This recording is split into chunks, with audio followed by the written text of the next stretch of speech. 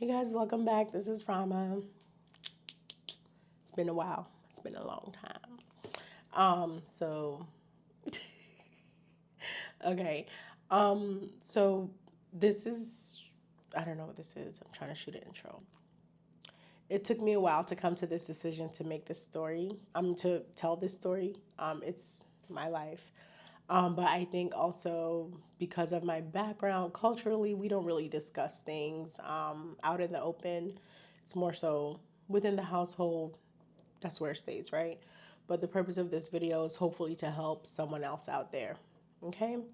So if you have any questions, leave a comment below, send me a message. But yeah, hopefully it's a little educational for anyone that is interested in still watching. Hopefully you watch to the end. And yeah, bye. All right, so as you may know, or you may not know, I had my daughter in 2023. So I went on maternity leave February 2023, like end of February. And I gave birth to her March of 2023, like literally March 1st. March 1st, 2023. I had her naturally. I did have an epidural, but I had her naturally nonetheless. Greatest moment of my life. She's the apple of my eye. I love her. Oh my God. Can't be any more grateful. So maternity leave, everything's great. I go back to work end of May, 2023, early June. And for the most part, it's just like, okay, it's postpartum, new mom, whatever. It's just life, right? So I'm just thinking, the adjustment is taking a while, and I'm probably still having lingering, what do you call it? I guess symptoms of whatever I was experiencing during pregnancy.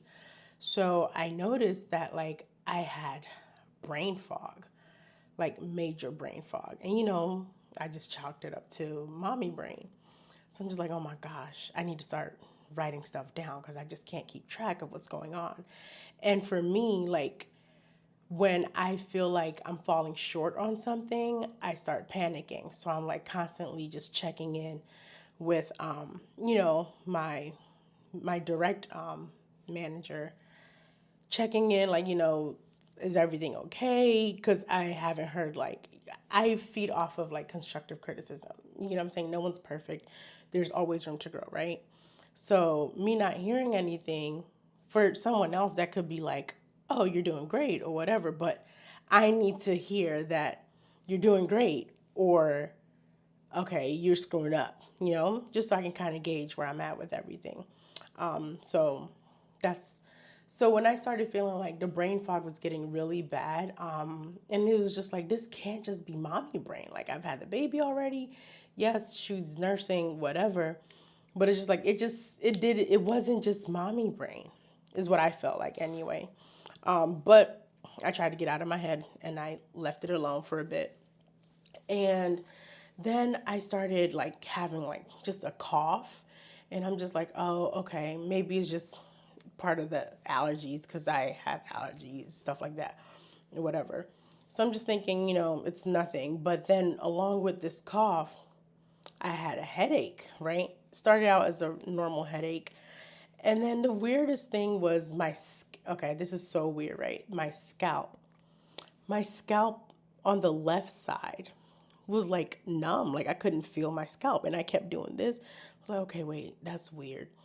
And it was just, weird stuff. So I would come home and I would talk to my husband. I'm like, there's something weird is happening. I don't know what it is, but it's weird. And I'm trying not to freak myself out because I know I can overthink. I overthink a lot.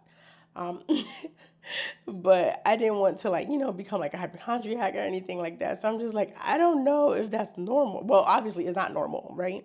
So I'm just like, my scalp is numb. I know that's a random symptom. And he's just like, well, did you try a new shampoo? Maybe it's like an allergic reaction or, just don't think too much into it. Cool. So I left that there. And then the headaches. The headaches were still lingering. This cough, It was just like I would cough and I'll be fine, right? But then it came with a headache, and this headache wasn't just any normal headache. I didn't have the headache as long as I didn't cough. It's crazy. So I would cough, and the cough always would like start from the back of my head and it would shoot to the front. Like when I say debilitating, the absolute most debilitating headache, to the point where like there was pressure behind my left eye socket, and it just felt like my eye was gonna just pop out or something. And so this went on for a bit, and to the point where like every time I coughed, I would like have to hold my head like this and like do like a counter pressure. I don't know if that even makes sense. Hoping that that would help, or like I would lie down and cough in that way, and so it's not as much, pressure in my coughing. But it was so debilitating that I would just be in tears. Every time I had to cough, I would be in tears. And this cough wouldn't just last like it's like a 2 second cough or whatever. It's just ongoing. So the headaches got so bad that I decided, you know what, I'm gonna need to go to urgent care or something because this is just crazy. And I remember I wrote some notes so I don't get off track. So actually, so this kept going on, and then September 15th, I went home early because I was experiencing the coughing and the headaches, and it was just so bad. And then eventually on the 23rd of September, I ended up going to urgent care. So when I went to urgent care and I'm explaining to them what my symptoms are, like, hey, I have this headache, but along with that, I have a cough, and it's debilitating. Like it literally stops me in everything that I'm doing. Like I've never felt a headache like this before, and they prescribed me Tessalon pearls for the cough and told me to pretty much like or I think they gave me Motrin also. So I'm just like, okay. They're like, it's probably a virus. Test me for COVID. All that came back negative. Cool. So I'm like, okay, maybe this will subside, right? Cool. I go about my merry way, go back to life as normal, but I'm still experiencing these issues. And then on the 26th, I went to the emergency room. And the emergency room, don't even get me started. Okay, hours, okay, waiting for hours to be seen. I finally get seen, and I'm explaining to them that, hey, these are the symptoms I'm having. Like I have this headache that's been lingering, this cough that's been lingering, and it's not a normal headache. And they're sitting there, they're listening to me. They drew blood, did my labs, all that. Nothing came back out of normal range. Nothing was alarming. And finally, the doctor just comes back and he's just like, oh, okay, it might just be a virus. Or, you could just be experiencing migraines. They gave me Toradol and sent my ass on home. Cool. Now I'm at home and I'm still dealing with these symptoms, and it's just like ongoing, and it's progressively getting worse and worse and worse. So I'm still dealing with this, and I'm talking to my husband about it. And now remember, I'm still postpartum at this point. I think I was like, she was born March. Yeah. So now we're in September. So she's like 6 months, right? And so I'm still dealing with this, and I kind of just hold off until it gets worse. That's not the smartest thing to do, I know. But if everyone is telling me it's not a big deal, I'm just like, okay. But what I can say is you have to trust your own instinct. And we know our bodies better than anyone else because obviously we're living in them, right? So on October 16th, I keep experiencing this. And it was really bad. I called my doctor's office and I made a sick visit appointment. Luckily, they had an opening because someone, I guess, maybe canceled or whatever, and I was able to get in that day. Weirdest thing happened. I got a phone call from a really good friend of mine, and she's like, "Hey, Rama, I'm just checking in. You okay?"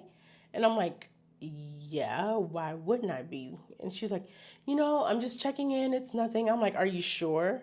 And she's like, well, okay, I had a weird dream and it's about your head. I just want to make sure you're okay. So me, I'm just like, what the? Okay. I was like, you're a witch because I'm actually on the way to my doctor's office right now because I have a headache. So now I'm just like nervous and I'm scared and anxious. And she's like, oh no, everything's going to be okay. You're going to be fine. Just go ahead and figure out what it is. I'm like, okay, cool. And I hang up with her. I get to my doctor's office and I check in. That day, unfortunately, my doctor wasn't available. So I had to see, it was a nurse practitioner that was there. And thank goodness for her, to be honest with you. I was so prepared to kind of be dismissed just because I already went to urgent care and they kind of just thought it was nothing. Also, the hospital I went to just told me it was a virus. It'll, run its course. Okay, so I get to her and she's like asking me about my symptoms and I'm describing the same thing. Like it's shooting from back here all the way to the front and like now the sensation in my face just feels different. Like it got to the point where I thought I was having a stroke. And so like I'm telling her, I'm like, I can't feel the left side of my scalp. I don't know if that correlates to anything. And there's this pressure behind my eye. It just feels like my eye's gonna come out of socket each time I cough. Like it's just debilitating. Like this is not a normal headache. I've never felt this kind of headache before.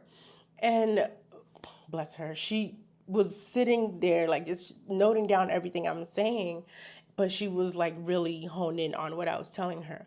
And at that point, I guess she could see that I was nervous and my voice is already shaking. But like, so I'm telling her I'm so nervous because I've never felt this headache before, this type of headache before. And because I was at the point where I felt like I was gonna die and I just couldn't explain what it was. So if you ever feel helpless and not knowing what's happening with your body is the worst, sorry, it's the worst position to be in. So just everything is just going in my head. And I have this baby at home. She's new. And I'm just like, God, this can't just, like what's going on? So obviously at the primary care doctor, they don't have like all the instruments there. So of course they have to like give you referrals and stuff, which I understood, that's fine. But so she prescribed me medication to help with the pain. And then I've never had high blood pressure before. And at that moment, she prescribed me blood pressure medicine because it was high due to the pain that I was experiencing. So, and then she gave me an order for imaging, recommending that I get an MRI and an MRA just to see if there's something else that could be going on, because for the most part, honestly, my chart shows, I'm a healthy person. Like, I don't have I'd never had like anything like diabetes or I didn't have high blood pressure, anything like that. So it was just weird. So I take the order, I go and I pick up my prescription and everything like that. So I'm calling around to all these radiology places and they don't have anything available for like the next week and a half and this and that. Do you want to make an appointment? Oh, this is what your deductible is going to be, blah, blah, blah, blah, blah. I'm like, just pencil me in for the first appointment available. Fine, which is like a week later. But that day, regardless of the medicine that I had, I was still experiencing this pain. So I was just like, you know what? I'm going to go to the hospital. So I went to a different hospital, and this is now also same day, October 16th.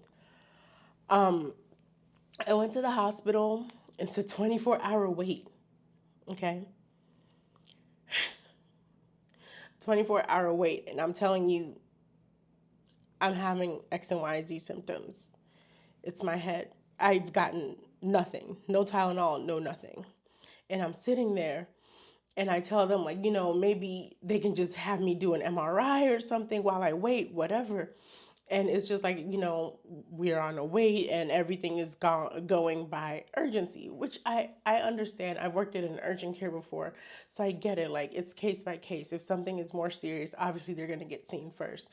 Not, but at the same time, it's just like, you checking my vitals and nothing is changing, and like the excruciating pain that I was feeling, like I just felt so helpless at that point, but I just had to sit there and wait. So I get seen finally, and I'm in the back, and then I'm being asked about my history and everything like that. And you go through the questions, blah blah blah, cool. And I go, and then I'm constantly getting asked the same questions again. So now this is about the 10th person asking me, "Are you diabetic? Do you have hypertension?" Blah blah. And I'm just like, "No, just check my chart. Check my chart. Just review my chart. If you see my chart, you will see that that I'm not. I don't have any of those." But it's just I really feel like when you present a certain way, like for me, I'm obviously black, African American woman, and I'm heavier, I guess, right? So to most, I guess my BMI obviously is not within range of what it should be by the book.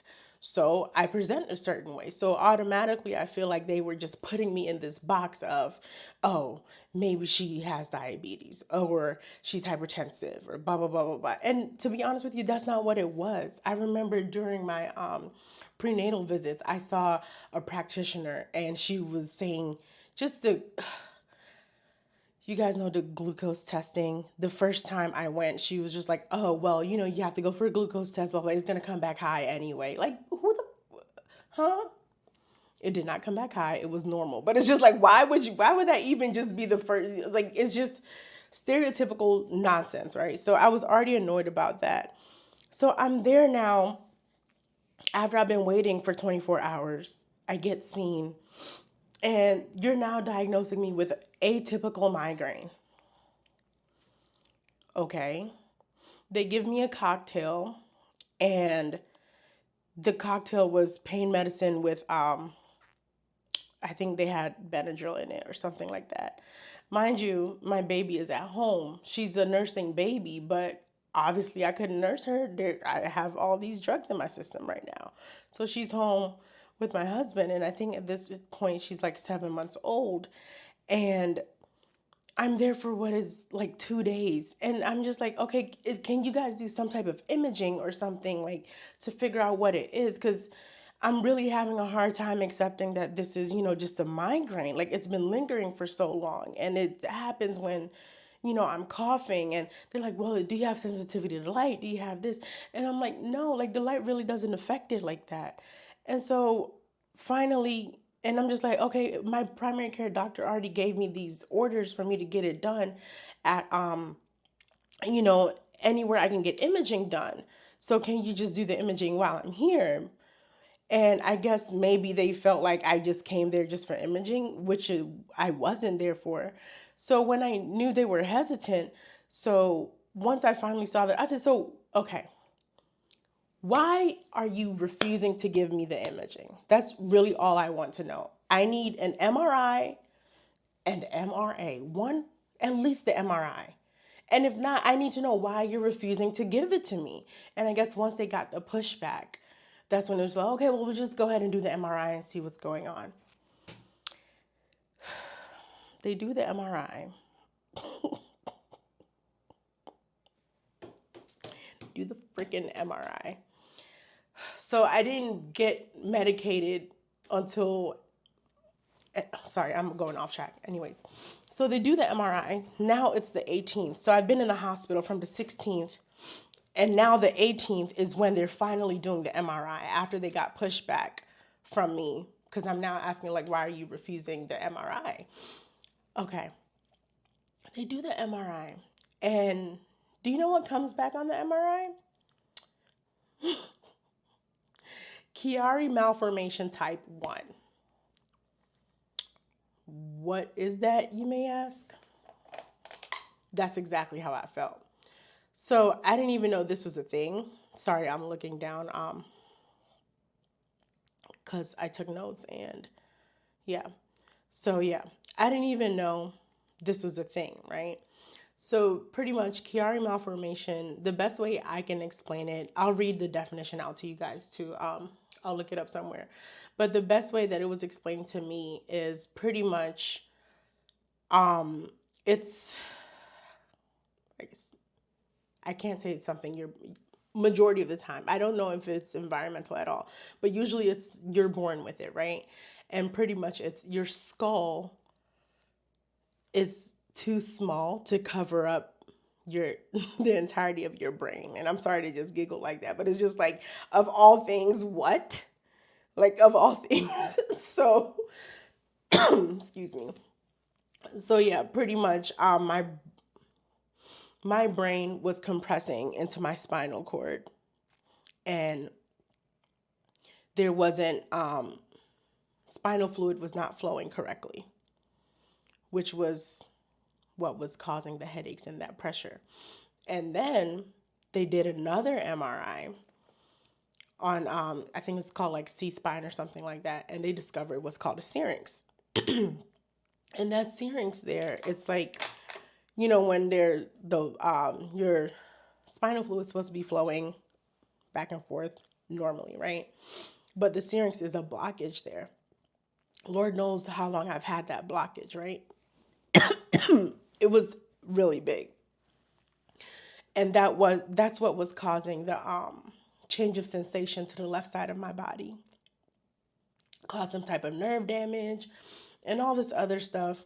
I'll also put a picture in of what Chiari malformation looks like. Maybe from like an anatomy book or something like that. If I can find it, I'll try to put it in. So yeah, I didn't discover what it was, or no one discovered what it was, excuse me, until October 18th. So now I've been in the hospital for 2 days without my baby, and you're finally doing the MRI, and I wasn't crazy. And I say all this to say, you have to advocate for yourself. When you look like this, you have to advocate for yourself. And I'm always like, I can be very timid and just, I'm just following the rules and do what I'm supposed to, blah, blah, blah. I'm not going to try to get anyone annoyed. But no, sorry, I have a little tickle in my throat. You have to advocate for yourself. Because if I didn't push for that MRI, who knows where I could have been right now, right? And from what I'm understanding, the syrinx in my spine has been there for some time because it's grown. It has grown. So now I'm just thinking about all these symptoms that I was experiencing. And, excuse me, the craziest thing is that Chiari has so many symptoms, and it can show up in so many different ways for everybody. So the brain fog, that was a thing. The fatigue, that was a thing. Dizziness, the change in sensation, the headaches. And it was just, honestly, as scared as I was just so relieved to have an answer. So now that I know what it is, and it's so, for me, it's just like, of all things, that, something I've never heard of, and then me. But anyways, I was so relieved to know that I finally had an answer. Oh, another thing is I did have an epidural. So I've had this Chiari since I've been born, obviously, right? But the symptoms weren't exacerbated because, I was just living life as normal. So things that were probably symptoms I didn't pay attention to because I just thought that was normal life. So that type of pain or blah, blah, blah, I just lived with it. It was whatever, I was living fine, right? But having the epidural is what actually brought all the symptoms to surface, apparently, right? So now what's the fix is the question, right?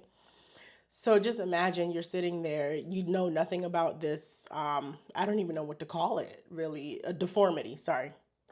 I guess it'll be a deformity, is what it'll be called. You know nothing about this, but you're being told the fix is going to be surgery. Okay, what kind of surgery? Brain surgery. Yes, brain surgery. So, because my symptoms were so severe, they had to schedule me as soon as possible. And the soonest availability was actually at the end of that month. At the end of that month. So, I actually ended up, after the 18th, after my visit on the 16th, staying there until the 18th, I ended up going back again, I think like on the 26th or something like that, because of the pain. So I had to get another cocktail and I was there again.